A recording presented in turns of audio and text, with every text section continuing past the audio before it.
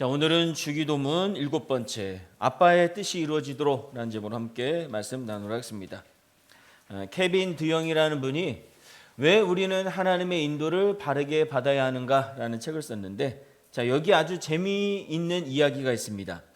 케빈 드영의 룸메이트가 있었는데 어느 날 그 룸메이트가 자기가 평소에 좋아하던 그 예쁜 아가씨에게 과감하게 고백을 하기로 하고 고백을 했습니다.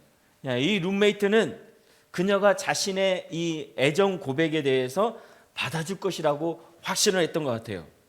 자, 그런데 알고 보니 그녀는 룸메이트에게 전혀 관심이 없었다는 거예요. 그녀는 착하고 훌륭한 그리스도인이었습니다. 아무래도 그런 어떤 신앙의 모습들을 보면서 또 이렇게 좋아하고 고백을 했던 것 같은데, 자, 그럼 뭐라고 거절을 했을까요? 저는 대개에게 관심이 없어요. 저는 당신을 좋아하지 않아요. 뭐 이런 일반적인 어떤 거절이 아니었어요. 그럼 뭐라고 거절을 했느냐? 그녀는 온갖 영적인 말을 동원해서 거절을 했다는 거예요. 도대체 뭐라고 거절했길래 온갖 영적인 말을 동원해서 거절했을까? 간단하게 말하면, 제가 당신에 대해 엄청 기도해 봤는데요, 성령님께서 안 된다고 말씀하셨어요. 이러면서 거절을 했다는 거예요.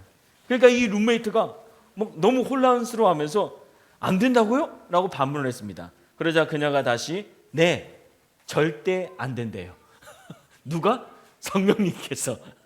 그래서 이렇게 대답을 했다고 합니다. 자, 그래서 이 사건을 기록을 하면서 케빈 드영이 이렇게 썼습니다.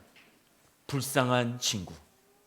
그는 자신이 짝사랑하던 여자에게 거절당했을 뿐 아니라 성령님에게도 거절당한 셈이다. 이렇게 썼습니다. 자, 여러분, 이 사건을 우리는 어떻게 바라봐야 할까요?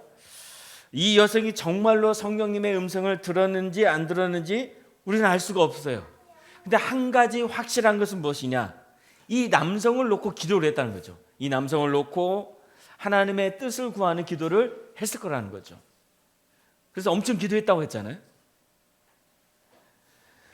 물론 그 응답이 하나님의 뜻이었는지, 그 성령님의 음성이 하나님의 뜻이었는지 아니었는지 우리는 확인할 방법도 없습니다. 근데 왜 이런 이야기를 하느냐? 우리가 대부분 하나님의 뜻을 구하며 구하는 이 기도의 내용이 이 사건처럼 매우 지극히 개인적인 차원일 때가 너무 많다는 거예요. 제가 이 사람과 결혼하는 것이 하나님의 뜻입니까? 라고 묻는다든지, 취업과 장사 중에 어떤 것을 자기의 직업으로 선택하는 것이 하나님의 뜻일까요? 이렇게 또 구한다든지, 우리 아이가 어느 학교로 진학하는 것이 하나님의 뜻입니까? 이렇게 한다든지, 제가 이 두 가지의 선택 중에 어떤 것을 선택하는 것이 하나님의 뜻입니까? 또는 누군가 큰 병에 걸렸을 때 도대체 하나님의 뜻이 뭐길래 이런 큰 질병을 주셨습니까? 이런 여러 가지 하나님의 뜻을 찾으면서 우리가 구하는 내용들이 대부분 지극히 개인적인 차원에서 하나님의 뜻을 구할 때가 많다는 거예요. 근데 오늘 예수님이 가르쳐 준 기도는 어떻게 기도하라고 했습니까? 어떻게 기도하라고 했나요? 뜻이 하늘에서 이루어진 것 같이 땅에서도 이루어지이다. 이렇게 했어요. 자, 우리 개역 개정판은 그냥 서술형으로 이루어지이다 이렇게 서술형으로 되어 있기 때문에 이게 무슨 말인가 좀 애매하지만, 다른 번역본을 보면 이 새 번역 성경 보면 이렇게 번역했어요. 그 뜻을 하늘에서 이루심 같이 땅에서도 이루어 주십시오. 이 간구 형식으로 되어 있죠. 현대인의 성경은 아버지의 뜻이 하늘에서 이루어진 것 같이 땅에서도 이루어지게 하소서, 이렇게 간구 형식, 기도 형식으로 되어 있어요. 그러니까 하나님 아버지의 뜻이 하늘에서 이루어진 것 같이 그 하나님 아버지의 뜻이 지금 우리가 살고 있는 이 땅에서도 이루어지게 해 주십시오라고 주님께서는 기도하라고 얘기했다는 거죠. 여러분, 예수님이 가르쳐준 이 주기도문은 우리가 자세히 살피면 그냥 물 흐르듯이 매우 논리적이고 매우 정확하게 쓰여진 기도예요. 아주 기도의 정석이라고 볼 수 있습니다. 그래서 어떤 기도가 먼저이고 중요한지 그 순서까지 주님께서 다 알려주고 있는 거예요.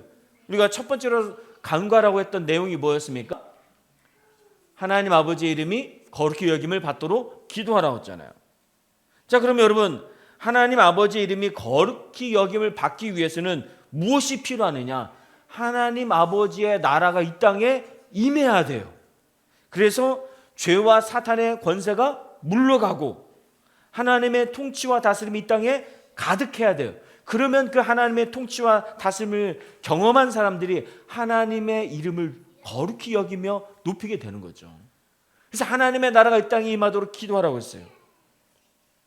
그 세 번째로 뭘 기도하라고 했어요? 오늘 하나님의 뜻이 이 땅에 이루어지도록 기도하라고 했어요. 하나님의 나라는 어떤 나라입니까? 하나님의 통치와 다스림으로 하나님의 뜻이 이루어지는 나라가 하나님의 나라예요. 그렇죠. 그러므로 하나님의 나라가 임하려면, 온전히 임하려면 하나님의 뜻이 이 땅에 이루어져야 돼요. 그리고 그 뜻이 이루어질 때 우리는 행복하고 풍성한 신앙의 삶을 살게 되고, 그리고 하나님의 뜻이 이루어질 때 우리는 의와 평강과 희락이 충만한 삶을 살게 되어진 것입니다. 그러니까 하나님 아버지의 이름이 거룩히 여김을 받도록 하나님의 나라가 임하고, 하나님의 나라가 임하려면 하나님의 뜻이 이 땅에 이루어져야 한다는 것이죠. 아주 논리적이고 정확하게 순서적으로 주님께서 기도를 가르쳐 주신 거죠. 자, 그렇다면 도대체 왜 예수님은 하나님의 뜻이 이 땅에 이루어지도록 간구하라, 기도하라고 했을까요? 자, 먼저 하늘은 어떤 곳입니까? 하나님이 계신 곳을 상징하죠. 그와 동시에 하나님이 온전하게 통치하고 있는 곳이에요. 그렇기 때문에 하늘에서는 하나님 아버지의 뜻이 어떻게 됩니까? 완벽하게 이루어지는 거죠. 그렇죠? 하나님의 뜻이 하늘에서 완벽하게 이루어져요. 이게 문제는 어디에 있습니까? 이 땅에, 우리가 살고 있는 이 땅. 예수님이 이 땅에서도 하나님의 뜻이, 하늘의 뜻이 이루어지도록 기도하라고 하신 이유가 뭐겠습니까? 하나님의 뜻이 이 땅에서 이루어지는 데는 뭔가 방해되는 장애물이 있다는 거죠. 그 장애물이 뭘까요? 바로 우리 인간의 죄와 사탄의 세력이라는 것이죠. 우리 인간의 죄와 사탄의 세력 때문에 하늘의 뜻이 이 땅에 이루어지는데 많은 방해를 받고 장애가 된다는 거예요. 따라서 하나님의 뜻이 이 땅에 이루어지려면 뭐가 일어날까요? 싸움이 일어나요. 싸움이. 한마디로 영적인 전투가 일어나는 거죠. 그런데 하나님은 이 싸움과 이 영적인 전투에 홀로 싸워서 하나님 홀로 이 땅에 하나님의 뜻이 이루어지도록 하는 것이 아니라, 하나님은 지금 뭘 얘기하고 있습니까? 우리의 도움이 필요하다. 우리의 도움이. 우리를 동역자로 세우시고 우리의 도움을 원하신다는 거죠. 우리와 함께 싸우기를 원하신다는 거죠. 이때 하나님께서 우리에게 필요로 하신 도움이 뭐겠습니까? 바로 우리의 기도라는 거죠. 우리의 기도. 한 예로 열왕기상 18장에 보면 엘리야가 3년 동안 계속되는 가뭄이 끝나고 비가 내리게 해달라고 기도를 합니다. 자, 그런데 여러분, 이 기도가 엘리야 혼자 생각한 기도일까요? 엘리야 혼자 생각하고 한 기도일까요? 너무 3년 동안 비가 안 하는데 하나님 비가 내리게 해주십시오라고 했을까요? 그게 아니죠. 자, 열왕기상 18장 1절 한번 같이 읽겠습니다. 시작. 많은 날이 지나고 제3년에 여호와의 말씀이 엘리야에게 임하여 이르시되 너는 가서 아합에게 보이라. 내가 비를 지면에 내리리라 했습니다. 그러니까 하나님께서 이미 이 땅에 비를 내리겠다고 뜻을 정하셨어요. 하나님의 뜻이죠. 자, 그런데도 엘리야는 하나님의 뜻이 이루어지도록 뭘 했습니까? 하나님이 내리겠다 했는데 그래도 뭘 했습니까? 머리를 무릎 속에 파묻고 간절히 기도했어요. 몇 번을 기도했습니까? 7번을 기도했죠. 비가 내릴 때까지. 그런데 여러분, 이 기도를 드리기 전에 어떤 일이 일어났어요? 열왕기상 18장에 보면 바알과 아세라 우상 숭배자 850명과 함께 영적인 큰 대결이 있었죠. 영적 전쟁이 있었어요. 여러분, 이것이 무엇을 의미하는 걸까요?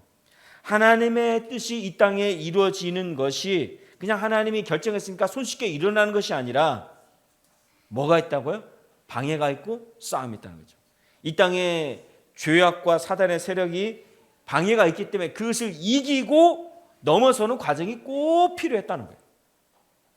에스겔 36장에 보면은 이스라엘이 옛 영토를 재건하고 이스라엘이 하나님의 백성으로 그 지위가 다시 회복될 것이라는 하나님의 예언의 말씀이 주어집니다. 그러니까 이스라엘의 회복이 이제 일어날 것이라고 하는 하나님의 뜻이 밝혀진 거죠. 그런데 여기에 하나님께서 전제 조건을 달았어요. 어떤 조건을 달았을까요? 자, 37절 같이 읽어보겠습니다. 시작. 주 여호와께서 이같이 말씀하셨느니라. 그래도 이스라엘 족속이 이같이 자기들에게 이루어 주기를 내게 구하여야 할지니라. 예. 아무리 하나님의 뜻이라 할지라도 여러 장애물과 어려움들이 있기 때문에 하나님이 홀로 그 뜻을 이루시는 것이 아니라 우리의 기도라고 하는 동역이 필요하고 그 기도를 통해서 이루신다는 거예요. 그 기도를.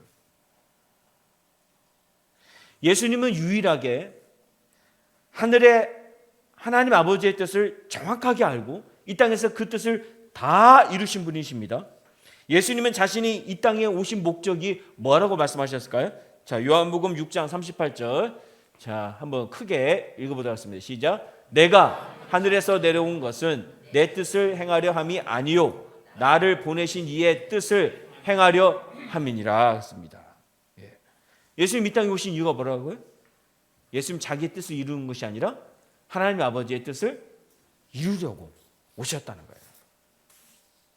그래서 십자가 처형을 앞두고 겟세마네 동산에서 기도할 때 뭐라고 기도했습니까? 누가복음 22장 42절 현대인의 성경을 보면 아버지께서 원하신다면 이 고난의 잔을 내게서 거둬 주십시오. 이 예수님의 생각이었어요. 그러나 내 뜻대로 마시고 아버지의 뜻대로 하십시오. 그 고통스럽고 처절한 십자가 처형 앞에서 인간의 몸으로 태어난 예수님도 무섭고 두려웠던 거죠. 그래서 십자가를 지고 싶지 않은 인간적인 마음이 잠시 들었지만 결국 어떻게 됐습니까?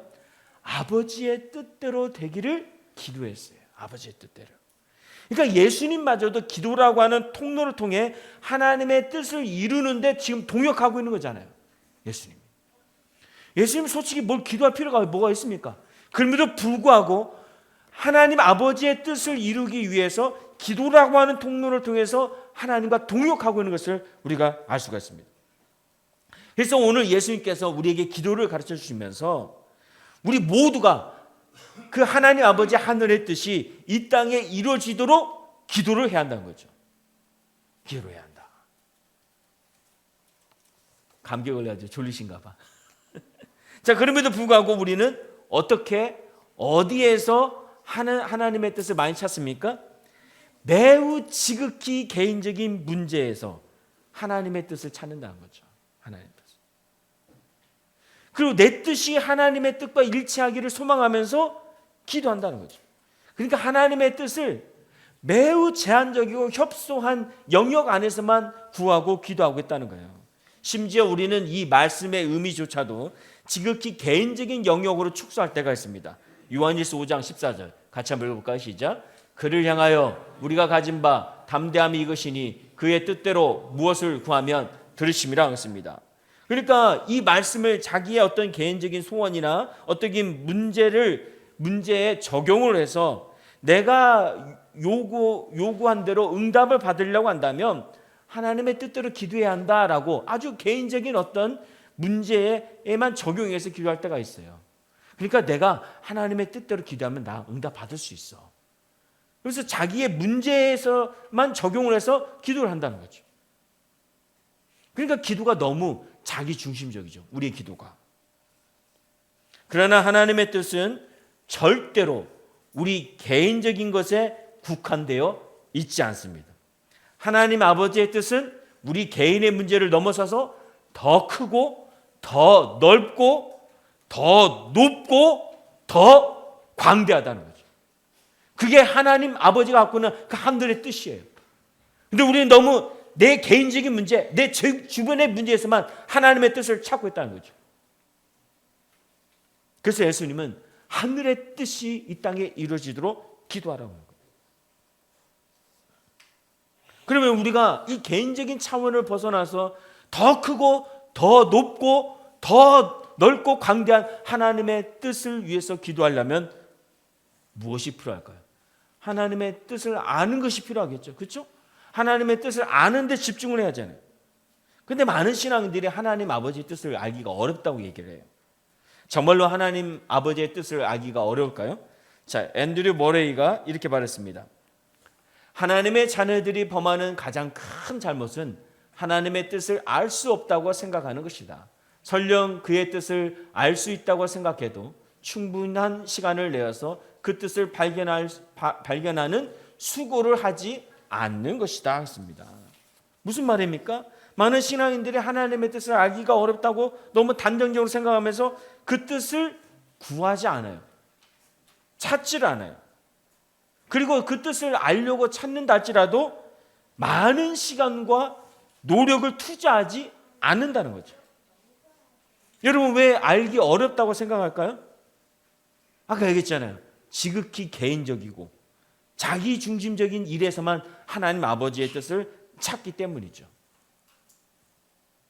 더 큰 문제는 설령 자기 일이라 할지라도 하나님의 뜻을 찾으려고 많은 시간과 노력을 거기에 투자하지 않는다는 거예요. 투자하지 않는다. 야, 조금 기도해보고 말아버려.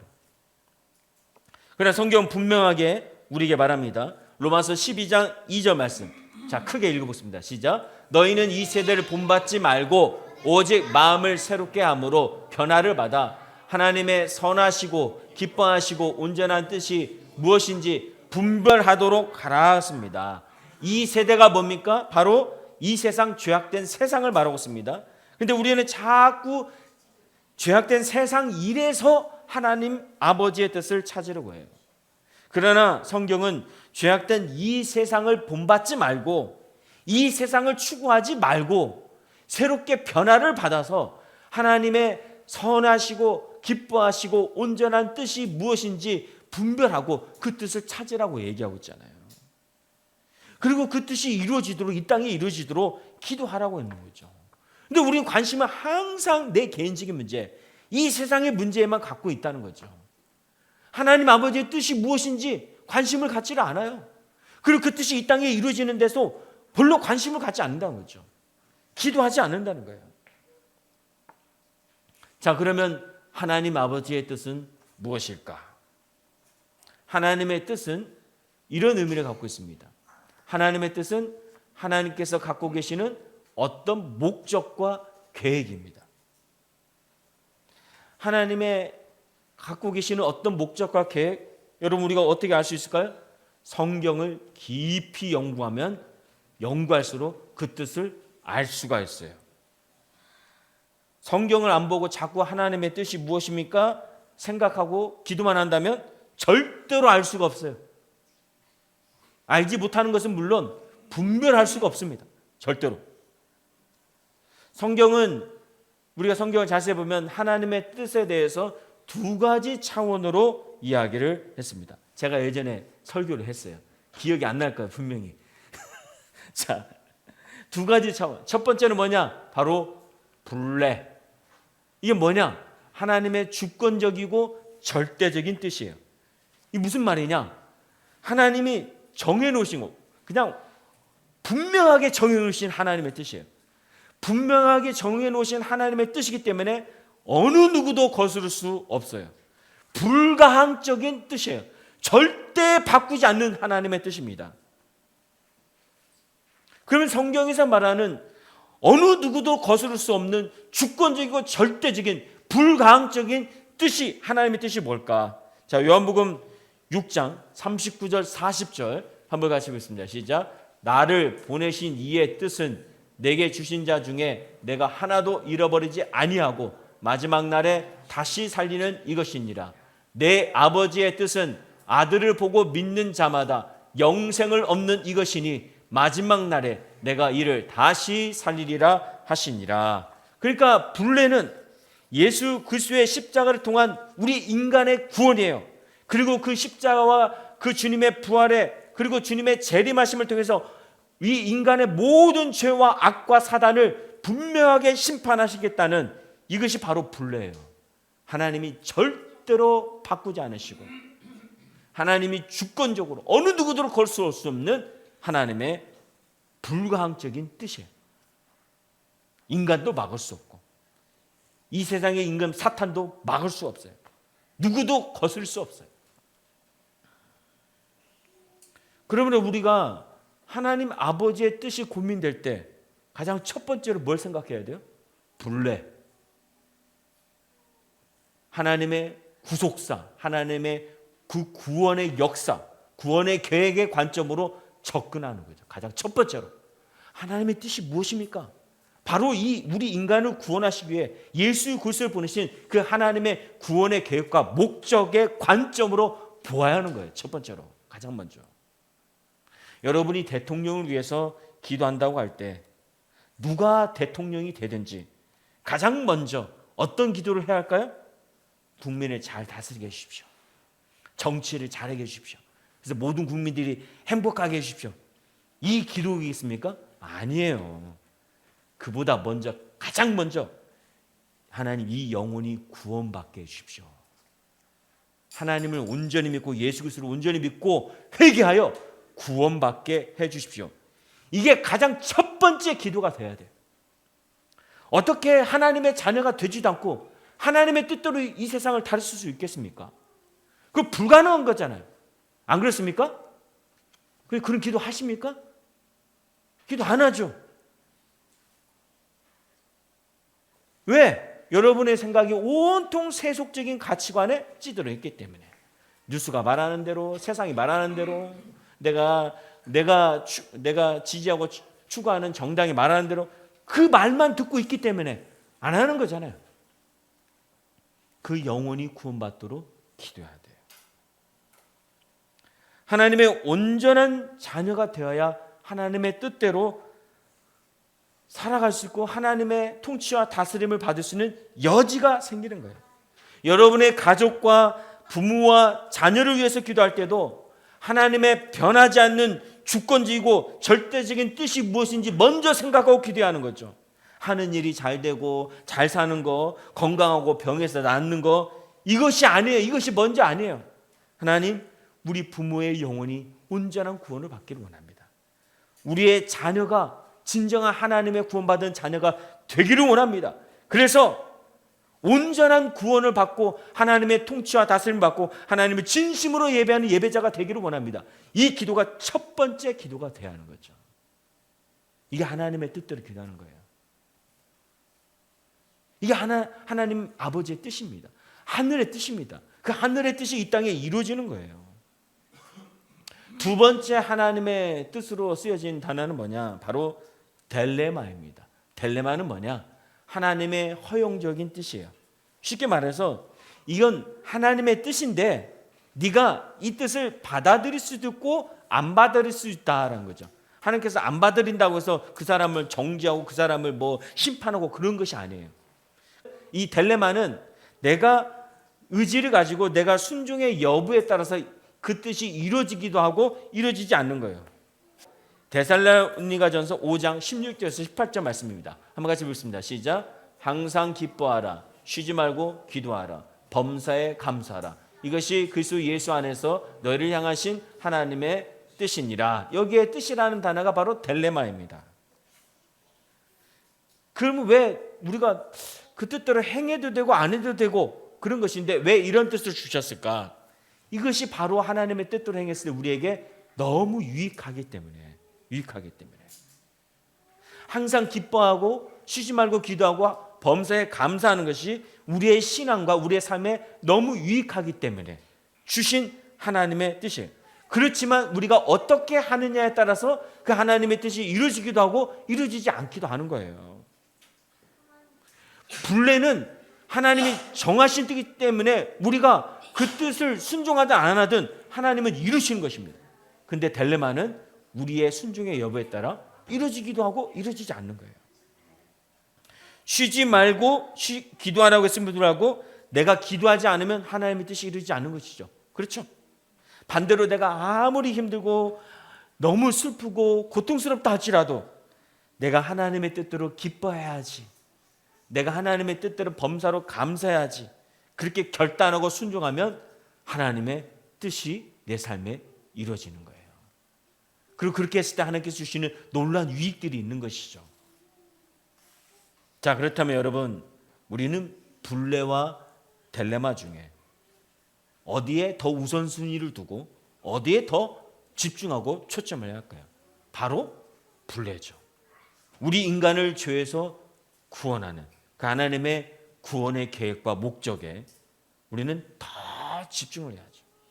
이 땅에 하나님의 나라가 임하고 하나님의 뜻이 이루어져서 수많은 영혼들이 구원을 받고 하나님의 이름을 높이는 이 일들이 일어나도록 우리는 가장 첫 번째로 가장 중요하게 기도를 해야 하는 것입니다. 자, 종교개혁자 마틴 루터에게 오른팔과 같은 동역자가 있었습니다. 프레드릭 니코니우스라는 사람입니다. 루터가 이 종교개혁으로 너무 바쁘고 힘들 때 갑자기 니코니우스에게 병이 깊어져 가지고 도저히 살아날 가망이 없게 되어졌어요. 니코니우스는 이제 자기가 이제 곧 죽겠구나라는 것을 감지를 하고 루터에게 고별 편지를 써보냈습니다. 이제 우리는 마지막인 것 같다. 내가 살 날이 얼마 남지 않은 것 같다. 라면서 이제 편지를 써보낸 거죠. 근데 그 편지를 읽은 루터가 즉시 답장을 보냈어요. 뭐라고 답장을 보냈냐면, 나는 자네가 더 살 것을 하나님의 이름으로 명령하네. 교회를 개혁하는데 자네가 필요하기 때문에 주님은 자네가 죽었다는 소식을 내가 듣게 내버려 두지 않을 것일세. 자네가 살아야 한다는 것은 나의 뜻이네. 내가 하나님의 이름을 영화롭게 하기 위해 일하고 있기 때문에 나의 기도를 들으시는 하나님이 반드시 나의 뜻을 이루어 주시리라고 확신하네 했습니다. 이 편지가 도착을 하자 이 니코니우스는 그때 당시에 거의 빈사 상태였어요. 그러니까 이제 죽느냐 사느냐 이 사경을 헤매고 있는 상태였죠. 그래서 이 병상 옆에서 있던 사람이 대신 큰 소리를 읽어줬어요. 여러분 어떻게 됐을까요? 이 편지를 읽어주는 소리를 듣고 니코니우스 놀랍게도 다시 살아났어요. 그리고 6년 동안 종교개혁을 하는데 루터와 함께 열심히 이루고 그 하나님 아버지 하늘의 뜻을 이루고 난 후에야 죽었습니다. 자, 여기에 이 내용에 보면은 자네가 다시 살아난 것은 나의 뜻이네 라고 됐어요. 그래, 루터가 간절히 바라는 어떤 개인적인 소원이라는 것이죠. 자, 그럼에도 불구하고 이 편지 그대로 이루어진 이유가 뭘까요? 지금 루터가 소원하는 일이, 지금 루터가 이 니코니우스와 함께하고 있는 이 일이 누구의 뜻입니까? 하나님 아버지의 뜻인 거죠. 죽어가고 있는 중세 시대의 교회를 개혁해서 다시 살리고, 온전한 복음을 듣지 못해서 죽어가고 있던 이 평신도들, 이 성도들을 다시 살려서 진정한 구원의 의미를 깨닫고 하나님의 백성으로 세우는 이 모든 일들이 하나님 아버지의 뜻을 이루는 것이라고, 그 뜻과 일치했기 때문이라는 것이죠. 그래서 하나님은 하늘의 뜻을 중세시대 암흑의 땅, 그 땅에 이루기 위해서 이 루터의 기도를 들으시고 니코니우스를 살리신 것입니다. 여러분, 이렇듯 하늘의 뜻을 구하고 하나님의 뜻에 합당한 기도는 놀라운 역사가 있어요. 힘이 있어요. 하나님의 놀라운 능력과 은혜가 나타나게 되어지는 것입니다. 그러므로 사랑하는 성도 여러분, 여러분이 기도할 때 하나님 아버지의 뜻을 먼저 구하십시오. 다른 거 다 몰라도 분명한 하나님 아버지의 뜻이 있잖아요. 죽어가는 영혼들이 구원받고 하나님의 자녀가 되어서 하나님의 이름을 영화롭게 하고 거룩히 높이는 것, 하나님의 나라가 이 땅에 임하는 것, 분명한 하나님의 뜻이잖아요. 주님이 가르쳐 주셨잖아요. 이 기도가 우리의 첫 번째 기도가 되어야 할 줄로 믿습니다. 그래서 정말로 예수 그리스도를 통한 수많은 영혼들이 구원을 받아서 하나님 나라 안으로 와서 그 하나님의 통치와 다스림 속에서 의와 평강과 희락을 경험하며 하나님의 이름을 거룩히 높이고 찬양하며 하나님의 이름 살아계심을 더 온 땅 가운데 드높이는 귀한 역사가 일어날 수 있도록 우리 모두가 함께 이 기도에 동참하시기를 주님을 축복합니다. 아멘. 이렇게 기도가 더 분명해지고 그 지평이 넓어지기를 주님을 축복합니다. 아멘. 자, 우리 말씀 생각하면서 함께 찬양하고 기도하겠습니다.